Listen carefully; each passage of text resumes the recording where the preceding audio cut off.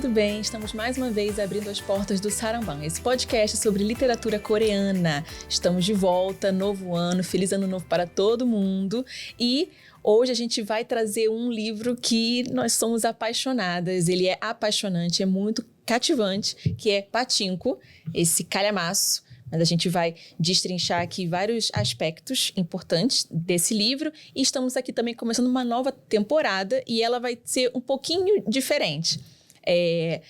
Nos outros episódios, a gente fazia parte 1 e parte 2. A parte 1 geralmente era com algum convidado e a parte 2 era só eu e Denise destrinchando a obra. Agora, essa temporada, com o apoio da LTI Korea, de novo, pela quarta vez... Obrigada, LTI, por isso. Vamos fazer 6 episódios sobre livros diferentes. Então, vai ser com algum convidado ou não, mas sempre vão ser obras novas, né? Que a gente não tratou ainda. Então, vamos ver se esse formato também agrada a vocês e se dá certo pra gente, né? Oi, pessoal. Denise aqui com vocês novamente. Vou desejar primeiro também um feliz ano novo a todo mundo, né? Que a gente tá voltando aí de uma pausinha. Acho que todo mundo vai ficar super feliz que esse livro é super pedido, né? Sim. O Pachinko. E teve recentemente também a segunda temporada na Apple. E também a gente tem muito para falar sobre isso. Como a Bruna falou, a gente vai fazer uma temporada um pouquinho diferente. E uma das temáticas, para vocês terem um pouco de noção, e aí quem sabe já ficam até assim, supondo qual vai ser o próximo livro, é que todos os livros que a gente vai falar nessa temporada receberam adaptação pro audiovisual, seja K-drama, seja filme, então já podem fazer suas apostas. Animação também, né? É isso aí. Tem de tudo. E hoje a gente vai falar de Pachinko, a gente trouxe uma convidada super especial que a gente já queria trazer há muito tempo e a gente falou, poxa, a gente acha que ela tem tudo a ver com esse tema, porque a gente sabe também que ela já falou a respeito nas redes sociais dela. E ela faz um trabalho muito legal que a gente acompanha, que a gente vai falar um pouquinho sobre também, apesar de estar um pouco em atos agora, que é a Sabrina Kim. Sabrina, obrigada por ter vindo, por ter aceitado o nosso convite. Você pode se apresentar para o pessoal? Vamos lá. Obrigada pelo convite, ainda por falar de um livro que eu gostei bastante. Bom, tô meio nervosa. Não sei por quê, né? Porque você também é host, também é podcaster. Mas eu sou convidada agora, né? Tô do lado de lá, do outro lado.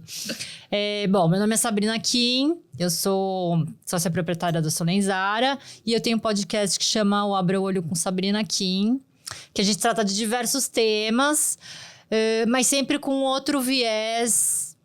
Não, é um viés que eu não gosto de usar essa palavra, mas um viés racializado, né? Uhum. Ultimamente eu tenho pensado, não sei se vocês viram aquele TED da Chimamanda, que ela fala do perigo da história única. Sim. Então eu acho que todo mundo tem que contribuir para a história não ser única, né? Isso. Então a gente vai contribuindo com outros pontos de vista. É por isso que esse podcast surgiu. E no podcast da Sabrina, ela fala bastante dessas questões, né, de racialização, né, de preconceito no Brasil, a vivência asiático-amarela, e também sobre muita vivência materna, né? E claro que tudo isso tem muito a ver com o Pachinko. Total. E eu acho que o livro, eu não sei, quem vai ouvir o podcast, não sei se já leu o livro ou se a gente pode ir dando spoilers, mas eu acho que ele transcende, né, a questão cultural. Sim. Porque eu acho que hoje em dia tem brasileiro em tudo quanto é lugar, né, gente? Brasileiro em Portugal, brasileiro na Irlanda. E eu acho que todas as questões que ela aborda no livro, eu acho que ressoa com todo mundo que teve alguma vivência fora. Isso aí.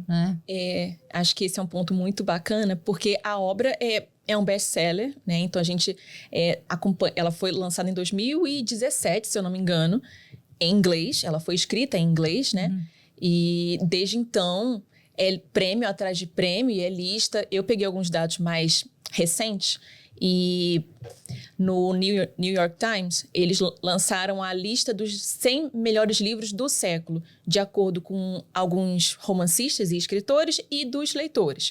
Pachinko ficou em 15º pelos escritores e pelos leitores em 5º lugar. Isso em 2024. Então, assim, apesar do livro ter aí alguns anos, continua chamando muitas pessoas para esses debates. E, esse livro tá nessa lista, sim, com esses temas todos, é realmente algo muito importante, né? E também ganhou o prêmio Fitzgerald de Excelência Literária em 2024, que também é um prêmio de muito renome lá pelos Estados Unidos, né? Homenageia aí um escritor muito emblemático por lá. Então, justificando por que esse livro é tão aclamado, né?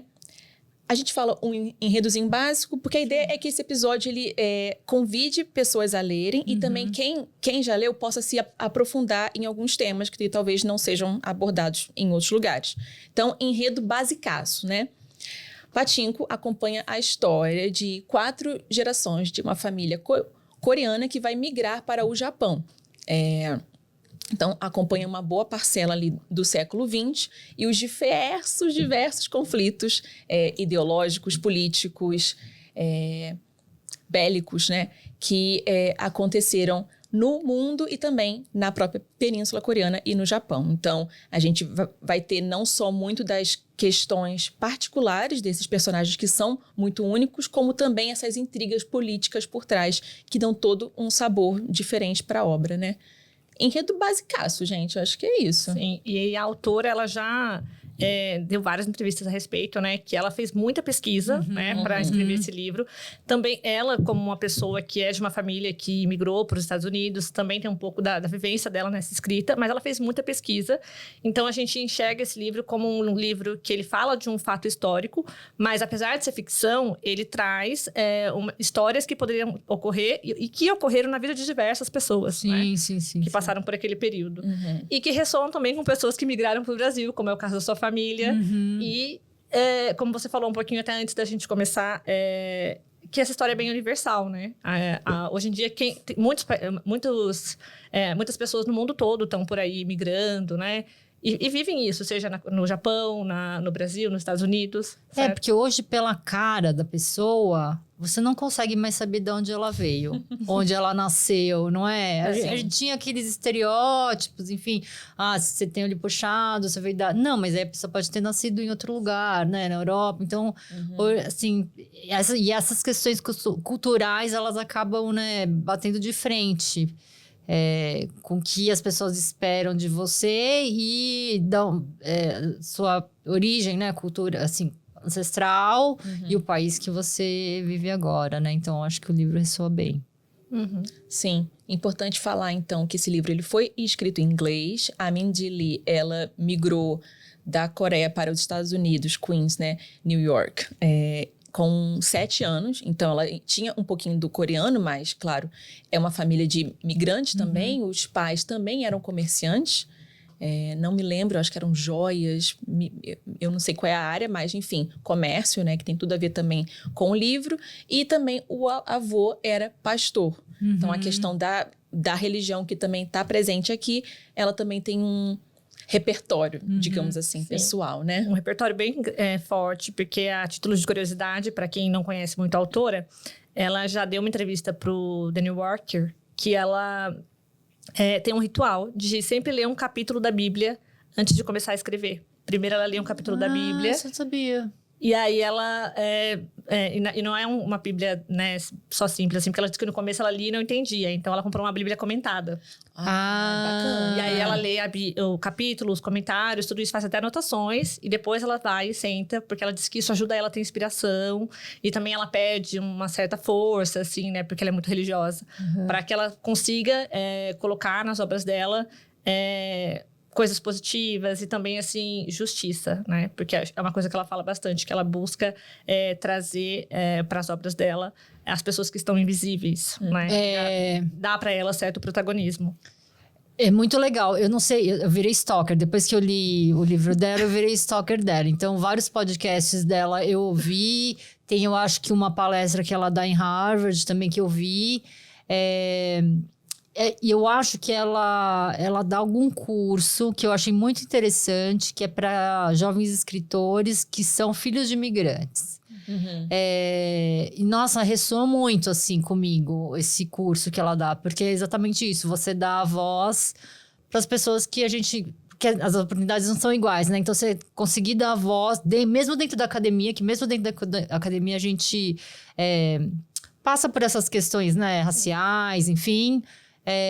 e a gente vê que algumas pessoas têm mais oportunidades do que outras por conta desses vieses, digamos assim, né? Então, eu achei muito legal, assim, essa iniciativa dela de dar esse curso que é focado, eu acho que é para a primeira geração de filhos de imigrantes, assim. Que é o que, na verdade, o que ela passou, né?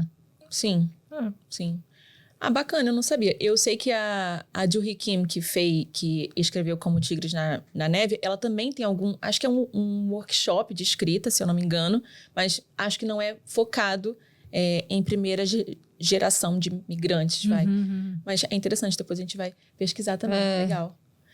Mas enfim, tá bom. Então vamos começar a falar da obra em si.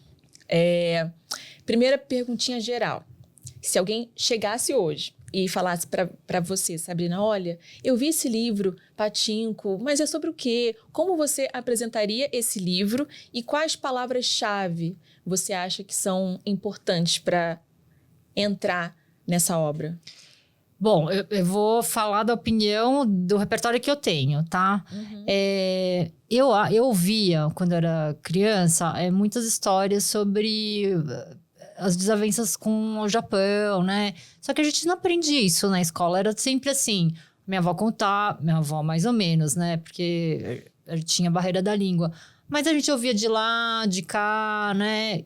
E eu acho que quando a gente não vê, não lê, não vê no papel, ou no Kindle, sei lá, eu acho que a gente acha... Não é que a gente acha que é mentira, a gente acha que é menos verdade.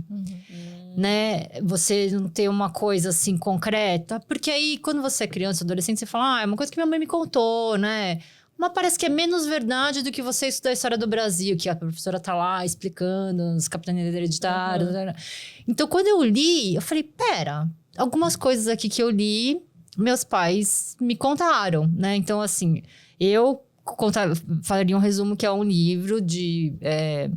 uma família coreana que viveu na época da colonização da Coreia, até a libertação da Coreia. Uma parte vai para os Estados Unidos, falaria bem assim, uma parte vai para os Estados Unidos e existem conflitos culturais. Porque eu acho que é isso que ressoa comigo. Mas o que eu percebi com o livro, porque eu tenho muitos amigos japoneses, né, descendentes de japoneses. E mesmo os japoneses não sabem dessa história. E foi muito interessante, porque, assim, quando seus pais... Sempre teve, assim, na escola, né? Eu sou de uma geração diferente de vocês. Mas tinham brigas de jovens coreanos com jovens japoneses. E a gente não entendia... Quer dizer, eu sabia, mais ou menos, por conta da colonização. Mas a gente não sabia. Então, quando eu li o Pachinko, eu falei... Nossa, eu nunca tinha pensado nisso. Então é isso. A gente era... eu tô falando como se eu fosse, né, a Coreia, né? Assim, mas existia essa questão de você ser menor, né? Teve a questão de você não poder falar coreano, de ter que mudar o nome. Aí você fala, não, pera, isso aí é uma violência, né? E isso mudou várias coisas durante várias gerações. Então, para mim, quando eu li o livro... primeiro, você entende que isso aconteceu, porque eu acho que a gente precisa ter alguma coisa para falar, gente, é verdade. E também abriu caminhos, algumas oportunidades de conversar sobre esse assunto com a família. Porque eu acho que as famílias que passaram por isso, elas não querem falar sobre isso, né? É pesado, mas eu acho que mesmo para quem passou por isso e vê que é um livro que ganhou prêmio, que... tem um orgulho, né, em relação... Você vê a sua história contada, você acredita que é verdade. Eu acho que esse é o poder do livro, pelo menos para mim, do Pachinko. Muito interessante.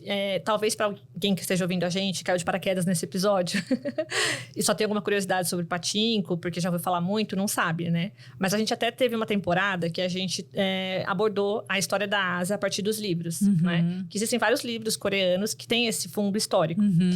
E aí, uma coisa que você falou que é bem interessante, que aqui no Brasil, principalmente, né? Acho que no mundo todo, até quando a gente estava falando da história única, né? Não se fala muito dessa parte da história da Ásia, né? É um pouco deixado de lado.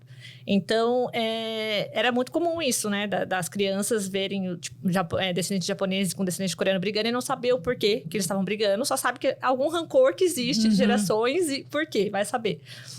Então, é basicamente isso um pouco que o livro do Pachinko traz. Essa história da colonização E, como você falou, existia uma certa questão hierárquica, né? Porque os japoneses, no período imperial, que eles queriam dominar a Coreia, não só a Coreia, mas os outros países asiáticos, né? Eles queriam ascender ao poder máximo. E eles tinham essa ideia de que os coreanos eram uma raça inferior. E daí veio todo esse preconceito, e que está muito presente no livro, quando a família da Sunja vai pro Japão, né? E mesmo os filhos que já nascem no país e tudo, e vão sempre sofrer preconceito.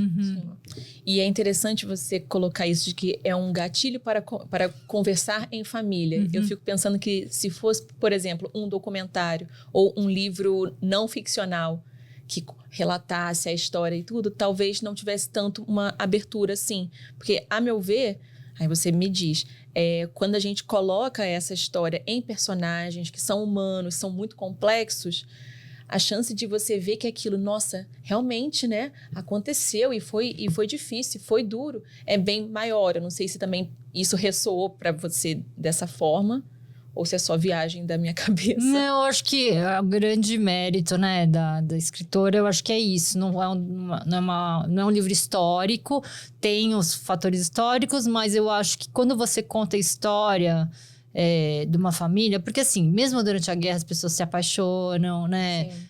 As mães dão bronca nos filhos, né? As relações humanas vão acontecendo mesmo dentro da guerra. E eu acho que ela conseguiu fazer com que a gente entrasse nessa história, né? Do romance, e mesmo acho que na segunda ou terceira parte do livro, fala, né?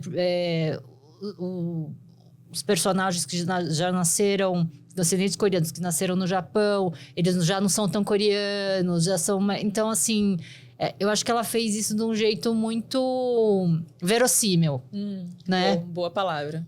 Deixa eu ler aqui um trechinho de uma entrevista que ela deu, que eu tinha selecionado, que é exatamente sobre a forma como a autora trouxe essa história, né? Porque a gente tá falando aqui, ela traz também, não só os personagens coreanos, mas também tem muitos personagens japoneses, e ela mostra toda essa questão mesmo emocional, psicológica, que envolvem esses personagens, né? Não é só uma questão de nações que estão em guerra, né? Existem as pessoas ali, e todo esse conflito, Sim, né? sim. De devemos ser inimigos ou podemos ser amigos, amores, tudo isso.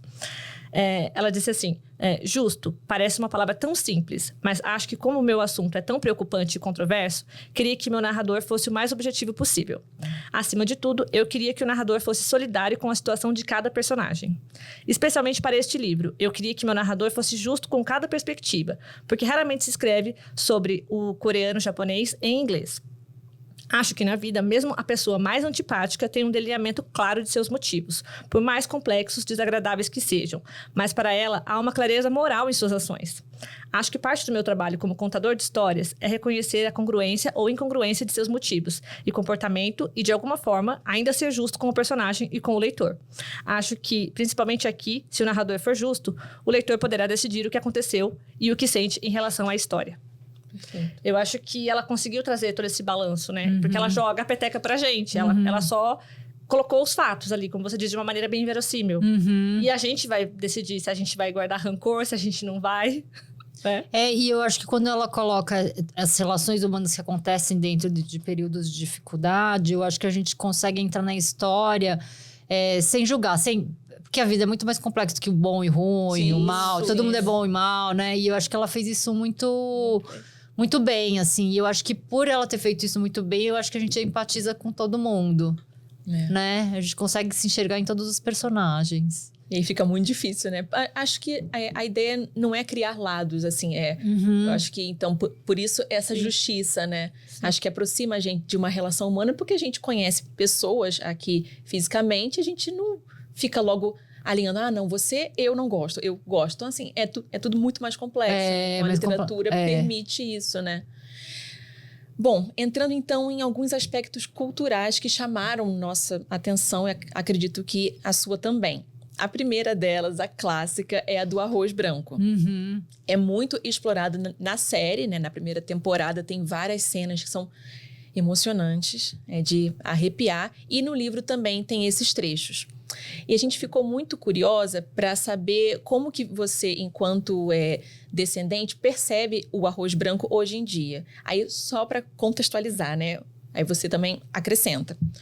O arroz branco, ele é uma questão porque durante a colonização japonesa, os coreanos produziam arroz branco, mas ele era levado pelos japoneses e os coreanos tinham que comer alguns grãos ali misturados. Milhete, cevada, né? Cevada. E que não era tão nutritivo quanto o arroz branco. Então, você comprar arroz branco, além de ser quase que ilegal, proibido, era você resgatar o sabor da sua terra, né? E isso na série é mostrado muito bem. Então, como que, assim, você percebe isso ainda na sua família e tudo? Você sente esse peso, essa importância do alimento? Ou é algo que você sente que ficou mais na história, assim? Eu acho que a questão da comida, eu percebi que é uma coisa muito valorizada em famílias de imigrantes, independente da nacionalidade, né? Sim. Eu acho que, assim, a primeira geração que foi para um país, passou dificuldades, então acho que você mede a sua fortuna pela refeição, né? Pela quantidade de comida, pela fartura, etc. A segunda geração, eu acho que a gente consegue ver, porque todas as festas, ninguém fala na sua família, a gente tem muita comida porque nós somos imigrantes. Não, você vai vivendo, né? Sim, sim. Adulta, você começa a entender por que era isso. Mas eu vejo, assim, as famílias árabes também, sempre muita fartura, né? Italianas, espanhola, portuguesas eu não sei, mas italiano eu sei porque eu morei num bairro bem italiano. A terceira geração, que já seria a geração dos meus filhos, eu acho que eles já perdem a conexão com isso. E aí eu acho que quando você percebe que você venceu na vida, eu acho, né? A terceira geração, porque para eles é normal. Eu acho que você nunca poderia... Eu acho que nem pra mim, quando eu vi o negócio do arroz branco, eu já ouvi histórias de que o arroz era mais escuro, enfim. Mas eu nunca pensei, não sabia por que se comia um outro tipo de arroz, um arroz misturado. Ou... Aí você pensa, porque passou por guerra, porque tinha fome, era tudo mais escasso, enfim. Quando eu li essa questão do arroz, eu falei, nossa, gente, como é... É mais profundo, né? E como eu sou rica, né? Eu falo, nossa, eu acho que eu sou rica. Eu como arroz branco todos os dias, né? E o meu filho também leu Pachinko. E ele é muito novo. Então, para ele também foi um choque, assim, né? Essa coisa do arroz. Porque é uma coisa que você tem todos os dias. Você nem consegue dar o valor, né? Mas agora você falando do arroz ter sido tirado, arroz branco ter sido tirado. E, ao mesmo tempo, você tira uma... Como é que fala? Um vínculo emocional com o seu país. Agora, você falando, eu comecei a pensar, também é um jeito de você tirar a cultura de um povo, né? Sim, é uma violência também. Você falando, caiu a ficha, assim. Porque e segundo historiadores, o arroz, o glutinoso, né? Que é o que Japão, Coreia, China comem geralmente, ele veio da Coreia. Então, os primeiros grãos, assim, foram produzidos lá. Então, é uma questão muito, muito histórica, muito antiga. E tirar isso à força e tirar esse sabor da terra é uma violência total. Porque você tira uma parte da sua identidade, né? Isso tá até na língua, né? Porque o coreano fala pamokoso, então você comeu arroz, literalmente. Não é você fez uma refeição. Então, está totalmente atrelado à refeição comer arroz. Se você tira o arroz da refeição, quem é você, né? Você deixou não tá de ser... nutrindo a nação mais, né? Sabe? Então... eu não tinha pensado nisso como uma violência. Eu pensava mais na questão da fome. Não, também, ó. E também porque, assim, foi o período que a Coreia mais produziu arroz. Porque eles trabalhavam muito, mas eles não podiam comer, porque ia tudo pro Japão. Então, era isso. Você tá fazendo, levando a sua melhor qualidade, aquilo que você tem de mais precioso para outra nação, né? Por conta da violência. E essa questão da comida me chamou a atenção também. Eu não sei se eu tô confundindo o livro com a série, né? Porque tem uma hora que mescla, né? Mas tem uma hora que eles falam da rabada, da sopa de rabada. Não sei se sopa de rabada ou de rabo. Tem uma situação... Bom, vou dar spoilers, né? Tem uma situação que eu acho que ela um dia vai no mercado... e na volta, eu acho que ela é assediada. Tem um episódio lá que uns meninos japoneses assediam ela, né? E aí, eu acho que cai as coisas que estão no cesto. E uma das coisas que cai é o rabo, né? Que é a rabada.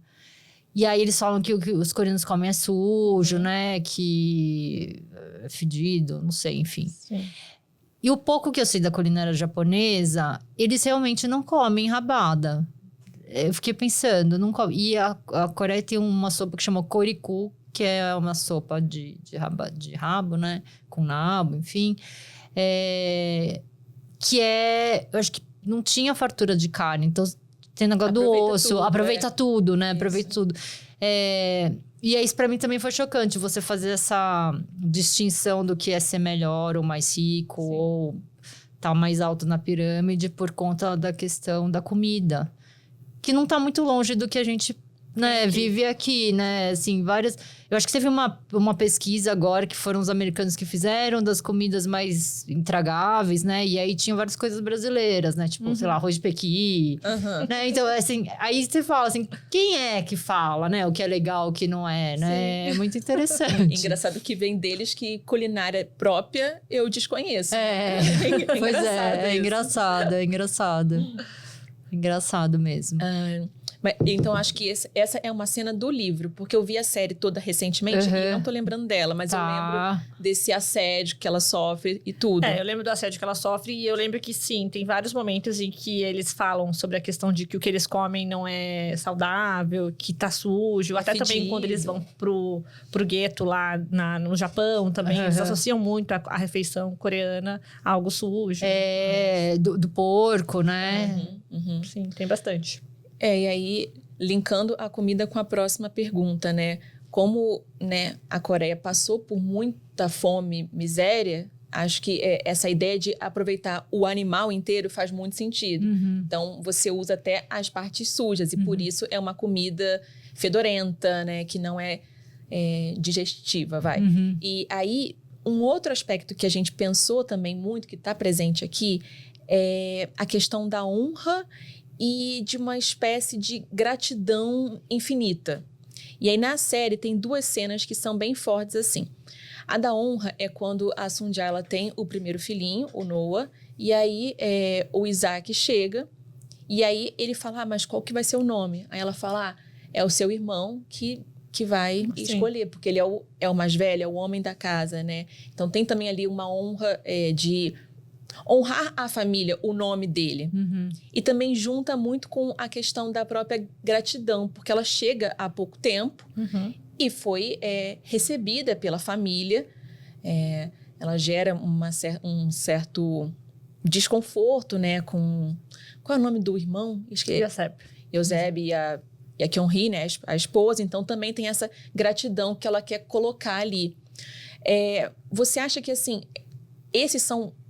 aspectos importantes da cultura coreana? Você enxerga isso na sua família ou em outros produtos culturais que você assiste, consome coreanos? Eu não sei se tem essa carga emocional, não sei se enfim. No caso dela, eu acho que o Isaac, né? O Isaac, ele acaba trazendo uma solução porque ele sabia que uma mãe solteira, ela... talvez não conseguisse sobreviver na sociedade que ela tá, né? Sim. Sei lá, sozinha, com um cara que já tinha uma outra família, né? Então, enfim, eu acho que ele traz essa solução desse encaixe familiar. Meio prática, né? Meio prático, assim. Eu não sei se tem a ver com a questão coreana, mas eu acho que tem uma questão mais da honra, que eu acho que também... acontece em algumas famílias brasileiras, talvez mais conservadoras, né? A gente acaba... Acho que em novela da Globo, às vezes, aparecem umas coisas assim, não é? A pessoa só vai descobrir quem é o pai verdadeiro lá na frente, enfim. Que eu acho que coloca a mulher nesse lugar patriarcal, né? Sim, é o patriarcado. É o patriarcado. Mas a questão da honra que eu quis dizer não é quando o Isaac acolhe ela. Isso eu acho que faz parte ali de uma outra...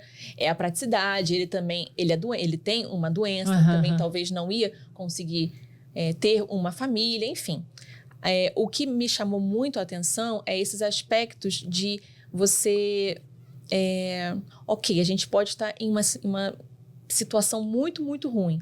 Só que você ainda é o chefe, então eu honro o seu nome, ou então eu sou a convidada, né, a que está sendo recebida. Então eu tenho que fazer o máximo para poder retribuir isso. Ah, sim. Tá, entendi agora a pergunta. Eu acho que tem a questão da hierarquia, que é muito forte, eu acho que nas culturas leste asiáticas, né? Vou falar do que eu sei. Do respeito do mais velho, da pessoa que acolhe. E eu acho que também tem a questão da imigração, porque ela sai do Japão, da Coreia, vai para o Japão, e eu acho que quando você imigra para um outro país, a comunidade acabam te acolhendo, né? Uhum. Então, parentes, assim, já aconteceu comigo, da gente encontrar gente em outros casamentos que meus pais apresentam, mas a gente não sabe qual que é o grau de parentesco, se é da família, se não é, se é agregado, se não é. O que a gente sabe é que todo mundo imigrou na mesma época, e eu acho que cada um acabou meio que ajudando o outro. Eu acho que talvez exista isso, assim, sabe? Eu acrescentaria dois pontos. Primeiro, que eu acho que não só a questão da hierarquia, que está muito enraizada nas culturas leste-asiáticas por conta do confucionismo, né? Mas também uma questão cristã, porque o Yoseb é o primogênito, então ele é a cabeça da família, né? E também porque, se a gente reparar, tanto o Yoseb quanto o Isaac, eles têm nomes bíblicos. E a Sunja, ela é nova na religião, né? Ela acabou de se converter, vamos dizer, por o casamento. Então, ela nem sabe escolher um nome pro filho, né? E aí ela passa esse bastão pro cabeça da família, né? Pra poder escolher. E aí ele escolhe o Noah, que também é um nome bíblico. Então, assim vai seguindo a tradição familiar, né? Porque tem uma coisa muito interessante no Pachinko, que é essa coisa, essa intersecção entre o confucionismo e o cristianismo, né? Que eu acho que é bem essa transição, né? Da bem mudança. A transição, exatamente. Foi quando estava ficando mais forte, né, o cristianismo. Tanto que a família do Isaac, eles saíram do norte por conta da perseguição, né? Por serem cristãos. Né? Sim. Pega justamente o período de entrada de outras nações e o cristianismo ganhando mais força. E aí dá nisso de hoje que a Coreia, a maioria é cristã. A gente acha até meio, não era budista ou... mas é cristão. E outra coisa que você falou sobre as famílias se ajudarem muito. Eu acho que no processo das migrações, a gente tem esses exemplos, né? Até quando a gente teve agora os 60 anos da imigração, teve bastante eventos a respeito, bastante pesquisa sendo comentada. E a gente vê que teve muito essa questão das famílias que chegaram primeiro ajudarem as que chegaram depois. Então, tem toda uma questão, assim, de comunidade mesmo, né? De se ajudar. Sim. Os meus avós eram italianos, eles vieram pós-guerra, então isso de comunidade entendo muito bem, a comida também muito associada. Então eu acho que sim, eles foram chegando, imagino que os coreanos foram a mesma coisa e outras etnias também, e vão se ajudando. E eu queria contar um breve relato pessoal. Há 2 anos eu tive a oportunidade de dar aula de português para imigrantes e refugiados. Que legal. E eu decidi pegar o português básico. Ou seja, eram aqueles alunos que tinham acabado de pisar aqui. E eu não sabia a história. E foi muito interessante porque a gente tinha várias línguas. Tinha inglês, tinha gente que falava espanhol, árabe, hebraico, inglês e outras línguas africanas que eu não conhecia.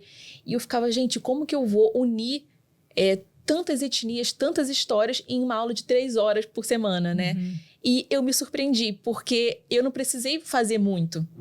Porque era o momento em que eles esqueciam um pouco aqueles problemas todos deles, porque alguns estavam com família ainda esperando para vir, e eles focavam nesse interesse de conhecer a terra que está acolhendo eles.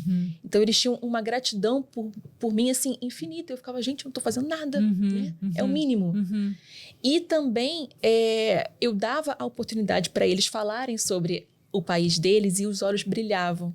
E aí entra uma pergunta que tá mais para frente na pauta, mas acho que serve agora também, que é o que a Sunja, que é a personagem principal, ela deixa quando ela imigra e o que ela leva com ela. O que você pensa, assim, a respeito disso? Acho que no começo é doído porque ela deixa a mãe, né?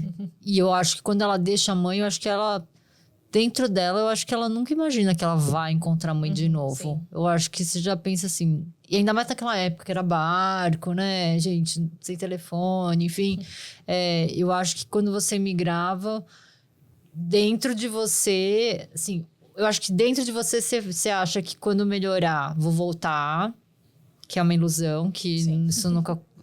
Né, é difícil de acontecer. Ao mesmo tempo, eu acho que ambas sabiam que nunca mais... né, se veriam, enfim. Eu gosto muito da personagem da Sonja, porque apesar delas passar por todas as situações, né? De ter um filho, ficar com... ter um marido que não é o pai do filho dela, que acolheu ela.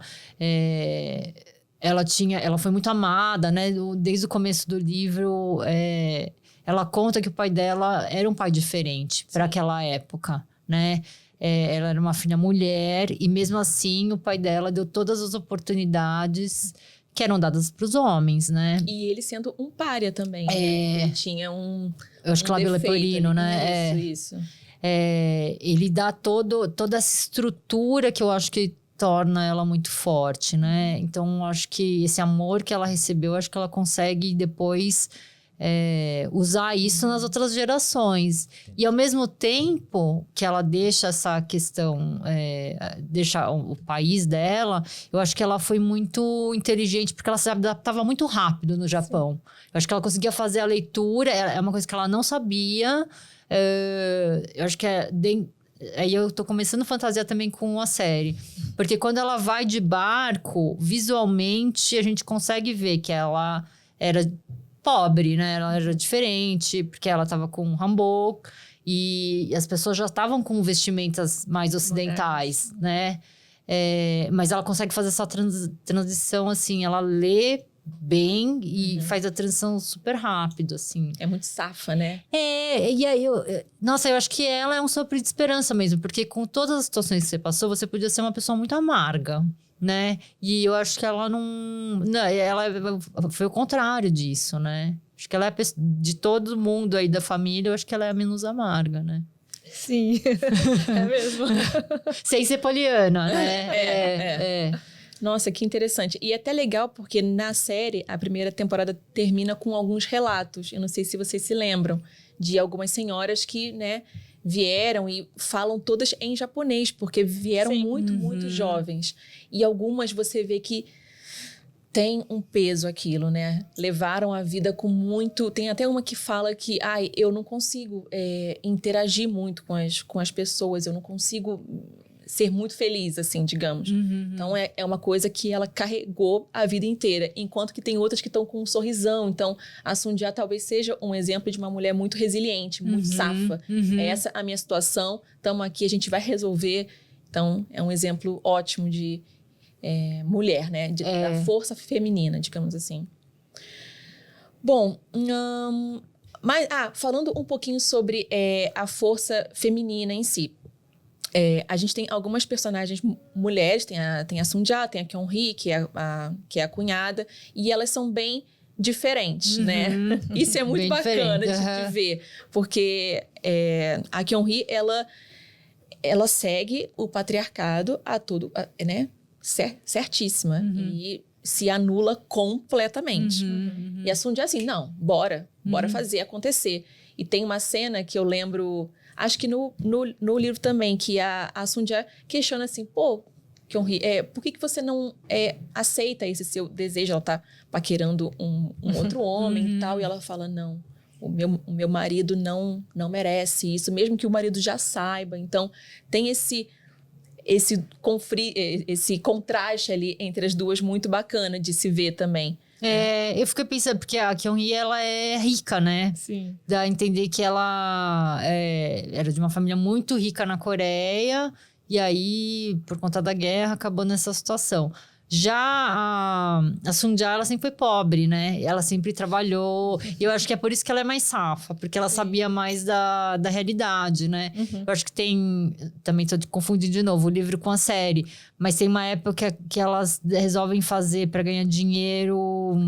acho que é Macaulay, é o... Macaulay, que eu acho que é ilegal. Ilegal, isso. Né? E a Kyung-hee, ela fica meio que, não, se pegarem a gente, né? E a Sung-ja já não, vamos... Não que ela concordasse, mas ela falou, gente, a gente precisa comer, vamos que vamos, dá um jeito.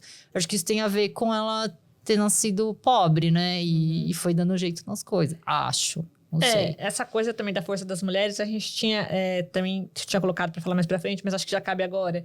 Que quando a gente vê também os processos migratórios, né? Aqui mesmo na história coreana no Brasil, é muito movido pela força feminina, né? A gente vê tanto no ramo das confecções, você sabe muito melhor que a gente, mas também dos restaurantes, né? Que sempre são as mulheres que estão colocando na frente. Estão à frente disso aí, né? E mostra bastante no livro essa questão do patriarcado, porque o Yoseb, ele não queria, né, que elas fossem ser comerciante, porque, de acordo com os preceitos deles, a mulher tem que ficar dentro de casa, e o homem que é o provedor, e tudo isso. Mas eles também não faziam nada, né? Mas numa situação de guerra, numa situação que você precisa sair do seu país e ir para outro lugar, você tem que sobreviver, isso é o principal, né? E eu acho que isso aconteceu muito também aqui no Brasil. Eu acho que é geral, as mulheres em geral, né, gente? Eu acho que no Brasil também. O que talvez pareça é que, assim, as mulheres estão na frente, mas elas fingem... Tô generalizando, tá, gente? Eu não falo pela comunidade coreana. E as aspasinhas aqui também. Muitas aspas, tá? Porque eu não falo por um grupo. Eu sou uma pessoa que está nesse grupo. Mas as mulheres estão na linha de frente, mas dá a entender que quem... né, por conta da sociedade ser muito patriarcal, parece que é o homem que tá ganhando dinheiro, mas na verdade quem tá trabalhando são as mulheres, né? E isso é uma coisa que eu senti muito lendo o livro e que eu observo muito no dia a dia. A gente vê muito isso. Que a mulher que tá dando duro ali, mas que na hora de que você vai ver quem toma conta do dinheiro, quem faz as finanças, é o homem. Ele que recebe todo o mérito. Mais ou menos por aí. O que não acaba não acontecendo em Pachinko, né? Porque depois o Yoseb acaba ficando... incapacitado mesmo de suprir e é obrigado a aceitar, né? E aí eu fico pensando também, gente, isso daí ressoa comigo também. Eu acho que na série, não sei se foi na segunda temporada que fala isso, né? Por que que os homens batiam nas mulheres e bebiam bastante, né? Que eu acho que isso é comum para homens que migram, né? Porque nessa sociedade machista, o homem, se você tira essa questão dele prover para a família, eu acho que ele se sente incapacitado. E é por isso que bebe, por isso que bate na mulher. Porque você precisa ter alguma coisa que mostre que você é homem, né? E eu acho que na série mostra isso também, né? Porque todos... Eu acho que tem uma frase que ele fala, ele explica, né? Porque que os homens bebem tanto e batem nas mulheres, assim. Sim. Porque é isso, você saiu de um lugar que você tinha o domínio, você sabia a língua, você conseguia sustentar. E aí você vai para um outro lugar que você não sabe a língua, você não é o provedor, você se coloca em situações humilhantes, né? E eu acho que a mulher, ela consegue virar essa chave mais rápido do que o homem. Eu achei muito legal isso que você trouxe, porque mexe com a questão do outro, né? Então, os homens coreanos, quando eles estavam na Coreia de boa, eles eram, né, os chefes. Eles eram o topo ali da pirâmide. Quando a Coreia se torna colônia do Japão, eles já passam a ser o outro. E em território japonês, mais ainda, né? E então... O único elo, digamos assim, que ainda mantém esse topo para eles é a mulher. Então, a mulher, além de ser um outro para o homem, é um outro para o Japão. Até quando a gente falou de Grama, uma história em quadrinhos, a gente traz esse ponto, né? Que a mulher é o outro duas vezes, né? Duplicado. E aí entra muito nessa questão de enxergar o outro. Quem é esse outro? Falando, por exemplo, de imigrantes. Então, uma pergunta que acho que cabe muito com o que você discute também no seu podcast e nas redes sociais é o quanto que esses estereótipos do outro afetam a constituição de uma identidade. Talvez não só entre os coreanos, como também como os amarelos, de um modo geral, né? Como você percebe isso? Eu, assim, nessa caminhada, né, do racial, acho que todo mundo que vive hoje e está vivendo na sociedade, essa questão do letramento racial é uma coisa nova, pra mim. Acho que cada um tá nessa corrida, cada um tá né? Você começa a fazer um flashback, fala, nossa, já falei isso, que horrível. Eu acho que eu já machuquei alguém, eu acho que não sei o quê, porque era meio sem noção. E aí, eu acho que essa entrada de outras escritoras, escritores, fez eu pensar, porque assim, acho que eu achava que eu era branca, tá? Aí você vai lendo as coisas e fala, não, pera, você sabia que tinha a ver com a sua cara, alguns tipos de tratamento ou as interações da sociedade com você, mas que nem eu falei pra você, você não tinha um livro. Então você falava assim, todo mundo que tem a minha cara me passa por isso. Aí você meio que deixa de lado. Te machuca. Você sabe que a pessoa faz esse tipo de leitura. Assim, vida que segue, né? Aí quando você lê, você começa a ler, aí você fala, peraí, tá errado. E isso pra mim veio através de escritoras pretas. Que eu falei, peraí, né? Tem alguma coisa errada. Mas ao longo dessa trajetória, você começa a ver que essa questão de você colocar o outro nesse lugar... Porque quando a gente coloca a pessoa no lugar do outro, ela não tem sentimentos. Então, ela é tipo o imaginário do que você acha que essa pessoa é. Quando você faz essa... Tô dando a volta muito grande, mas já vou chegar no ponto. É porque esse tipo de leitura, ele acontece porque eu acho que a gente não interage com pessoas diferentes da gente. Sim. Né? E eu acho que aí, quando você interage, não só racial, religião, né? Você consegue ver essa pessoa, ela sai do outro e ela se torna uma pessoa. E eu acho que é por isso que o livro é muito legal, né? Eu acho que quando começa a misturar as gerações mais lá na frente... Os coreanos, descendentes coreanos, vou pular já para a parte do Solomon. Ele já nasceu no Japão, então ele já fez escolas com japoneses. Esse amigo japonês, também via ele como um ser mais baixo, mas ao longo dessa história você vê que isso evolui para uma amizade, né? Dos dois lados, né? Acabam caindo essa casca, e aí você consegue ver a pessoa como um ser humano, e ela deixa de ser estereótipo dessa pessoa. Mas ao mesmo tempo, o Solomon, ele viveu todas essas relações com os japoneses, que isso fez também ele entender como ele tinha que se portar quando ele estava com os japoneses. Não sei se estou sendo muito abstrata. Não faz sentido. Então, tem impacto em como você se lê, como você se coloca na sociedade, mas ao mesmo tempo, quando você começa a interagir com pessoas diferentes de você, eu acho que aí as relações, elas viram relações humanas, né? Enriquecida. Por isso que eu acho que o livro é muito legal, porque aí, de novo, não tem o certo e o errado, não é o japonês que tá errado, não é o fulano que tá certo, né? Eu acho que isso é a vida real, né?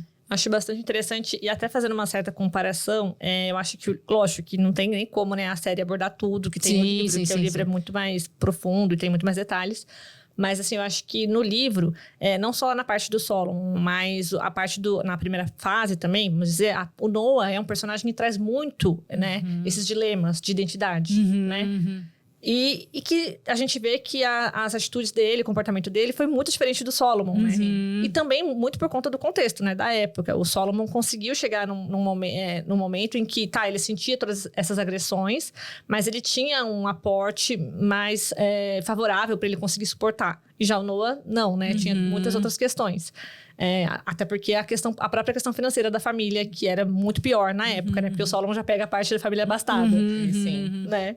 E eu acho que, pra mim, até fazendo uma comparação com a série, eu achei que a série deixou muito a desejar nessa parte do Noah. Eu acho que o Noah aparece na segunda temporada, né? E ele não mostraram muito esse conflito identitário que ele tinha. Eu acho que ficou muito mais na questão familiar do que na questão identitária dele, de querer ser um japonês, mas querer manter as raízes, querer respeitar a honra do pai dele, Isaac, né? Eu acho que faltou um pouco, não sei se vocês concordam. Eu concordo, mas aí talvez tenha... Assim, agora você falando, eu tô pensando. tem a ver com uma questão mercadológica, porque eu acho que a pessoa que está assistindo hoje, ela se identificaria mais com o Solomon. Sim. Embora a história do Noah, pra mim, seja muito mais interessante. Pra mim, que é dele. Inclusive, aí vou até dar meu pitaco já sobre a série, que é uma das coisas que me incomoda na série, porque o Solomon aparece desde o começo. Sim! Assim, eu entendo o conflito dele, né? É porque também, que nem você falou, uma questão mercadológica. O ator também é um ator que também fala inglês, que fala japonês muito bem. Tem todas essas vantagens, né? Mas eu gostava mais da história do Noah ter sido aprofundada do que a do Solomon. Não, por isso que tem que ler o livro, né, gente? Sim, tem que ler o livro. Tem que ler o livro. Tem que ler o livro. Verdade, eu acho que na série poderia ter mais um pouco do Noah. Acho que o desfecho final fica meio assim, opa, não, calma. Por quê? A gente que leu e entende um pouco mais, pega aquelas nuances, mas eu imagino que para um espectador caindo ali de cara, vai achar solto, né? Meio infundado, talvez, Ficou muito mais do conflito familiar pra ele, né? A questão dos laços sanguíneos e tudo isso. E menos da questão identitária, de tudo o preconceito que ele passava na escola, de querer se inserir mesmo no Japão, né? Eu não sei se isso vai vir na terceira, né? Quem sabe? Vai ter terceira temporada? Eu acho que vai, né? Não, pelo que eu li, quando eu acabei, eu fiquei assim, acabar Acabou assim muito do nada, né? Pelo que eu entendi, a Apple não confirmou ainda, mas os diretores, eles planejaram desde o começo ter 3 temporadas. Então, acho que faz sentido, mas a gente vai ter que esperar aí uns bons aninhos, talvez. Eu fiquei pensando quão complexo é fazer o Pachinko. Sim. Porque todos os atores, mais ou menos, né, tem que falar português, coreano, japonês e inglês. É difícil isso. E mesmo na parte de assistir... Eu não sei qual... Pra quem não entende coreano ou inglês, eu não sei se fica confuso. Porque não é... A minha mãe ficou Eu sureta. acho que fica. Porque tem gente que não entende qual idioma está sendo falado na hora, então não reconhece. Porque são 3 línguas. Ao mesmo tempo, acho que é uma coisa que tem na casa de todos os imigrantes descendentes. Porque você acaba misturando as línguas, né? Isso eu achei também muito legal. Por isso que eu acho que as pessoas ressoam com várias pessoas. Porque como todo mundo mora... Todo mundo não. Existem mais chances das pessoas morarem em outros países. A língua de casa, ela acaba sendo misturada. Que é exatamente que a gente vê isso no Pachinko. Mas eu acho que pro tradutor e pro dublador deve ter sido meio difícil, assim. Eu acho que é legal pensar... Desculpa, você queria falar mais alguma coisa? Não. Tá. Mas linkando com isso de língua, que a gente que entende, né? Bom, eu não sei falar japonês, mas eu sei que não é coreano nem inglês, né? Não, isso eu acho que já ajuda muito. E a gente consegue ver assim, então o Noah com o Mozazo, eles falam em japonês, né? Isso, E aqui ele usou o coreano por quê? A gente vai pegando essas nuances. Mas assim, quem não... Assim, eu assisti com a minha mãe, ela... não sabe nenhuma das 3 muito, não. Então, ela ficava, Bruna, aqui é o que agora? Eles são o quê? Japoneses, mas era o tempo todo isso. Então, um trabalho e tanto. Então, eu acho que eu consegui entender por conta de entender o coreano, né? E saber que a outra língua seria o japonês, né? Por eliminação. E aí, dava para entender essa questão emocional, enfim, meio complicada mesmo de entender, eu acho. Uma coisa que você falou bem legal é sobre como antigamente não se falava muito sobre essas questões todas. E a própria literatura, o audiovisual, as séries, começar a abrir caminho para autores, né, não brancos, consegue trazer essas vivências para uma massa, vamos dizer. E aí abre o olho das pessoas para enxergar que, olha, existem pessoas diferentes, né? Mesmo que você não tenha um convívio com essas pessoas na sua bolha, essa pessoa existe. Exato. Então, acho que não só com a literatura, mas a gente vê também muito forte agora as próprias séries mesmo. Como a gente tá falando, exemplo de Pachinko, ou, por exemplo, o Shogun, né? Que ganhou agora um prêmio o super... Golden Globes, né? renomado, né? Esse último prêmio que teve aí das séries... A série japonesa arrasando, ganhando todos os prêmios. Então, assim, a gente vê que até mesmo as premiações começam a enxergar, né? Que essas pessoas existem, olha, eles têm talento. Então, porque eu acho que exatamente tem a ver com essa coisa do dinheiro. Sim. Né? Porque tudo é dinheiro, né, na verdade. Tem também. Porque eu acho que assim, como agora todo mundo tá vivendo em outros lugares, eu acho que as pessoas estão mais abertas para ver... O conteúdo que é, entre aspas, diferente, ele é mais atraente. Eu acho que saiu uma pesquisa, eu li... Não sei, a da fonte, gente. Fonte Instagram, né? Então não é muito confiável. Mas vai ser menos ainda. Mas eu vi em algum lugar que 80% dos assinantes da Netflix, não sei se é do Brasil, assistem dramas. Assistem dramas. Dramas não, o Alex vai me matar. K-drama. Não, mas é dramas no geral. A pesquisa acho que ele aceita também. Não, e a pesquisa falou do geral da Netflix, né? Não são só dramas coreanos. Dramas chineses, dramas japoneses. Então, acho que assim... Nossa, eu nunca imaginei na minha infância que esse dia chegaria. Nem nos sonhos mais loucos imaginaria que a gente ia estar vendo esse boom da Coreia. Mas eu tenho até um ressentimento com isso. Assim. Então, aí vem, é uma pergunta pessoal, aí você responde como você achar melhor. A gente vê isso do ponto mercadológico, né? Então, as séries aí investindo, mas assim, na sua vida pessoal, você tá sentindo que as pessoas estão mais preocupadas em ouvir outras histórias? Ou você ainda sente que passa pelas mesmas coisas, questões raciais e estereótipos de alguns anos atrás? Eu acho que tem, mas eu faço paralelo do The Voice. Eu adoro esses realities de música.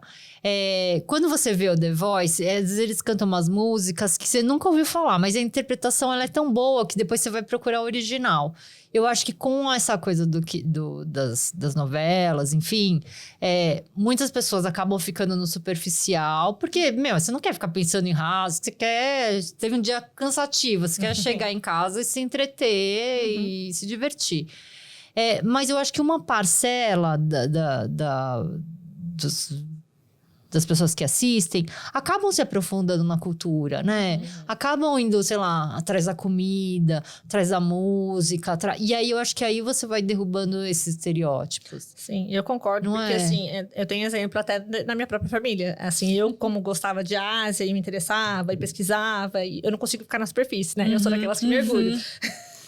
E aí fui querer estudar idioma, querer ir pra Ásia. E minha família sempre achou muito estranho. Porque só, o que você quer saber com esse povo aí? Pra quê? Puxado, sabe? Entendo. Achava estranhas as comidas, tudo isso. E depois de 2020, que a pandemia trouxe, né? Esse boom dos dramas na Netflix... Gente, o pessoal vai comigo nos restaurantes. Os humilhados serão exaltados. Então, a gente vê que realmente, assim, derrubou um preconceito que tinha, sabe? Tem muito ainda que ser trabalhado, que nem você falou, né? Muita gente, assim, eu vejo, já aceitou a comida, já aceitou, sei lá, um visual diferente, mas ainda tem muito, né, que aprofundar. Os estereótipos mais densos ali, né? E eu acho que, assim, pra minha geração, eu acho que a grande dificuldade é porque, assim, a pessoa vê os dramas, né? O K-pop, aí vê um descendente de coreano, a pessoa vê você como um coreano e não como brasileiro, entendeu? E aí... Aí que o bicho pega, né? Porque aí você vira o estereótipo da Coreia. Claro que não é com todo mundo. Mas eu acho que, assim... Essas aberturas são super positivas, né, gente? Acho que quanto mais... De tudo, não só da Coreia, né? Acho que toda essa oferta que a gente tem... Eu fiquei chocada, assim, gente. Porque, pensa... Nas últimas décadas, a gente começou a ver outros tipos de escritoras, enfim. E posso estar falando besteira, mas esses livros da Bell Hooks, né? Da Maya Angelou, tinha as traduções, mas não era o mainstream. Agora você vai na livraria, tá na porta. Sim. Não é genial? Assim, você fala, você tem mais oferta. Não é que não existia, a gente descobriu uma leitura nova. Não, já existia, mas eu acho que você tem mais acesso, né? Sim. E tudo tem várias facetas, né? Tem os lados positivos e tem os lados negativos. E como você falou, envolve muito dinheiro. Então, tem também até, para quem leu A Impostora...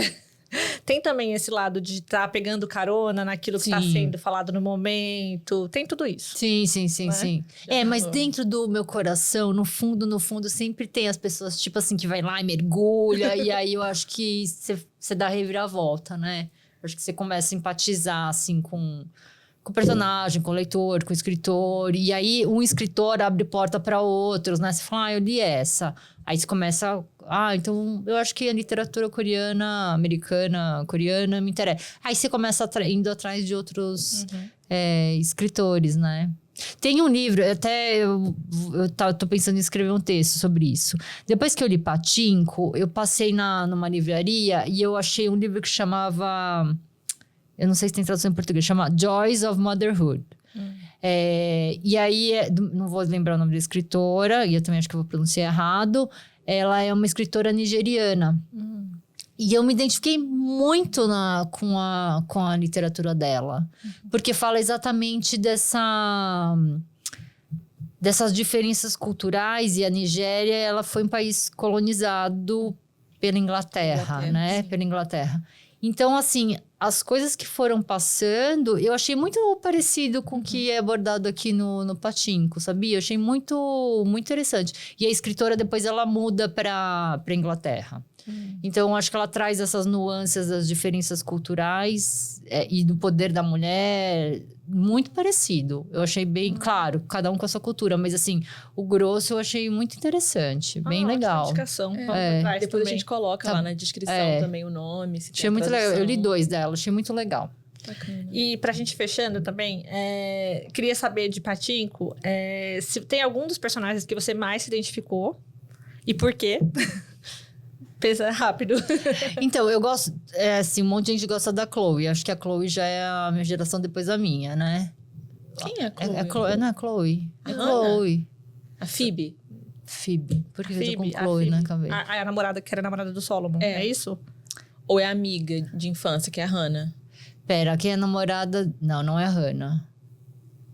É a namorada do Solomon. Não é a namorada do Solomon.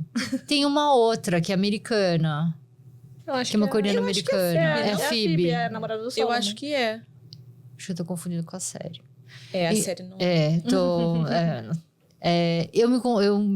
Pelo livro, com o Noah, porque o Noah é exatamente a minha geração, né? Porque o Noah nasceu no Japão, é isso, né? De pais coreanos, é isso, né? Me identifico com o Noah.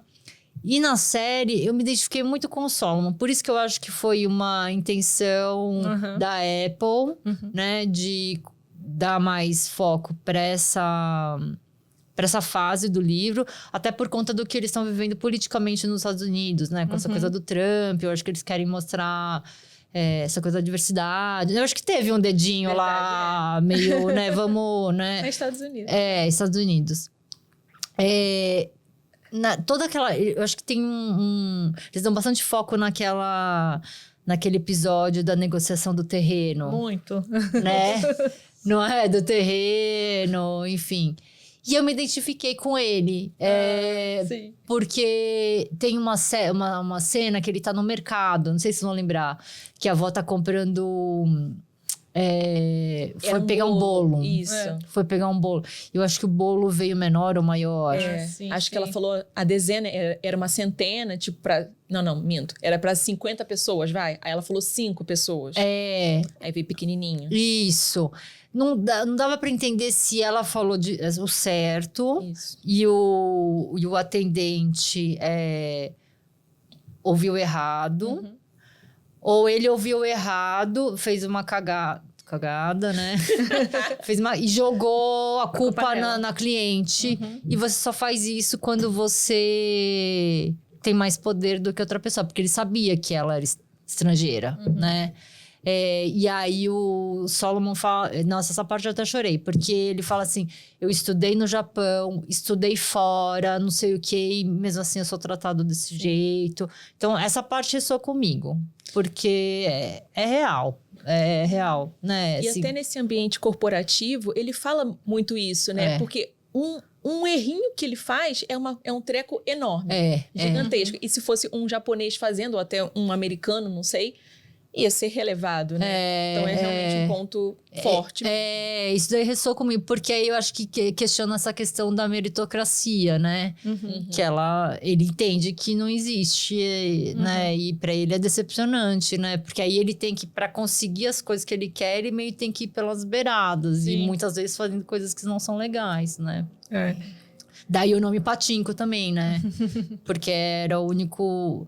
Não era o único negócio, mas era um lugar, né? Era um tipo de negócio que os descendentes coreanos conseguiriam... Tinha um espaço, né? Isso, Era o único lugar de acesso. Porque nos outros lugares, eles sempre tinham várias barreiras só por causa da nacionalidade.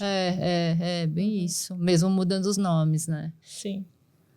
Muito legal. Nossa. Legal. A gente poderia ficar horas falando desse livro, tem tanta coisa. tanta coisa. Mas, E assim, você gostou tanto do livro quanto da série. Eu gostei. Obviamente que o livro é melhor. Mas teve alguma coisa que na série, que, sem tentar dar muito spoiler, que você fala assim, nossa, isso realmente me incomodou, ou ficou até melhor, algo assim.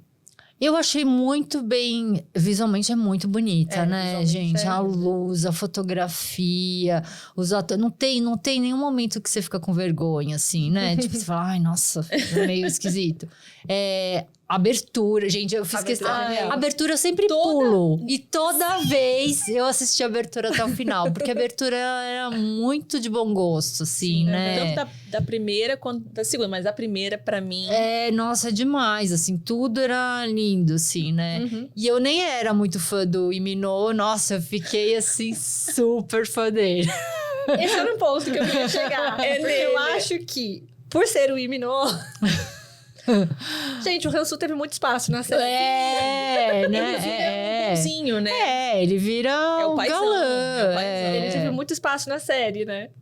E assim, foi um pouco atenuado, né? Porque no livro ele é quase que o vilão, né, gente? Sim. Eu acho que por eles terem colocado aquele episódio do terremoto... Aquilo lá foi humanizar o Hansu. Humanizar. Ele também tem um lado ali de pobreza, sofrência, né? Então, não, total. Uma jogada. Mas eu acho que também foi super inteligente. Funcionou, tá vendo? Ela já virou fã.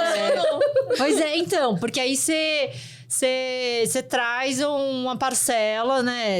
Sim, porque o cara é famoso pra caramba, né? E aí você traz uma outra pessoa pra... E eu acho que isso tem uma força, porque, por exemplo...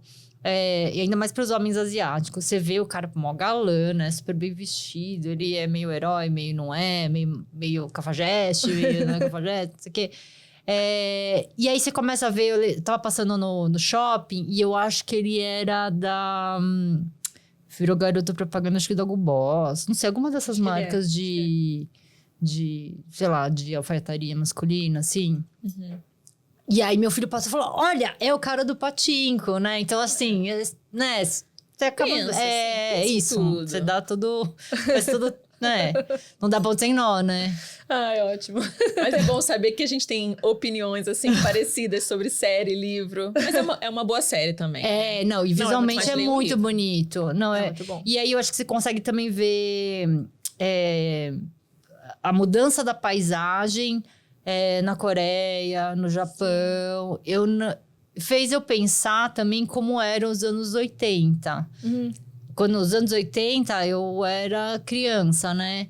Mas aí quando você vai vendo o Solomon no Japão, você começa a falar, nossa, é verdade, essas marcas, né? É muito legal, assim. Deu dá um refresh, assim. Um refresh. Que eu acho que também eu vi recentemente a série do Senna. Que também fala muito dos anos 80. E aí você consegue também fazer um paralelo dessa influência japonesa no Japão também. No Japão não, aqui no Brasil. Com algumas coisas, assim. Legal. Porque era a época que o Japão tá ficando super rica, né? Sim.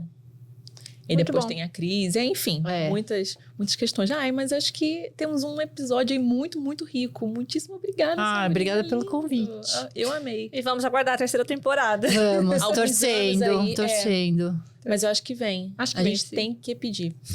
Tem que pedir. Eles não entraram em nenhuma premiação, né? Eu até fico pensando, por conta de ser um seriado... Uma coprodução? Eu não sei, seria uma série americana, eu não sei se é uma série... A primeira temporada concorreu a alguns prêmios, agora a segunda acho que ainda é muito recente, né? Eu não sei se entra nas premiações do ano passado. Talvez venha esse ano. Mas eles... Acabou ano passado, né? Deveria, né? Eles entraram... de série o que é Emmy? Ou Globo de Ouro? É Emmy. É Emmy. Eu acho que e eles tiveram indicações no Emmy? A primeira temporada teve, se não me engano. Só não sei se ganha... Eu acho que não ganhou nada. Não, né? Eu não sei se a atriz, a que faz a Sunja idosa, se ela ganhou alguma coisa. Ou foi em Minari. Enfim. Não lembro. Mas teve indicações, sim. Teve. Bom, mas é isso, Sabrina. Muito obrigada por ter vindo. Obrigada pelo convite. A gente espera os próximos episódios do Abre o Olho. Quer deixar o seu arroba, o que você quer falar, palavras finais? Palavras finais. Bom, eu tenho 2 perfis, que é o... Na verdade, eu tenho 3. O meu jurídico, que é da loja, que é Solenzara Moda. Tem o meu pessoal, que é mais texto, que é _Sabrina K. E tem o do podcast, tá parado, mas tem o episódio pra sair, que é o Abre o Olho com Sabrina aqui. Mas as pessoas assistem os antigos. Tem bastante conteúdo. Isso. Bom, vocês que estão aí no podcast, vocês sabem, né? Você vai ouvindo várias vezes, você vai entendendo coisas novas, né? Com certeza. É isso aí, pessoal. Obrigada por quem ficou com a gente até agora. Até o próximo episódio. Até, tchau, tchau. Até, tchau, tchau.